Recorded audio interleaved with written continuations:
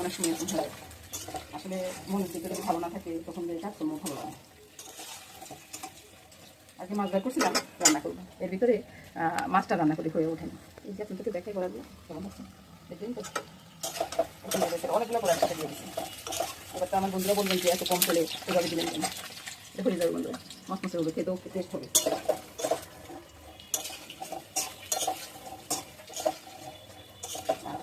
আমার ভিডিও করে না আমি ভিডিও করি,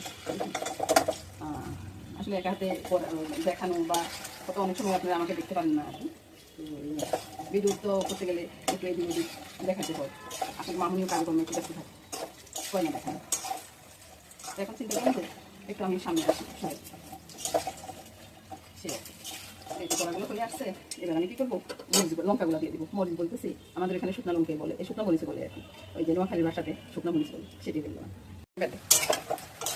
উল্টে পাল্টে একবারে ইয়ে করে নিচ্ছি। এবার শুকনো লঙ্কাটা দেওয়া ভালো, এই লঙ্কাগুলো না ঝাল অনেক বেশি। আর শীতের দিন গলা ভাজি এলে আলু কিছু কেউ খাইয়ে না, আমি কিছু খাবো না, ওই আর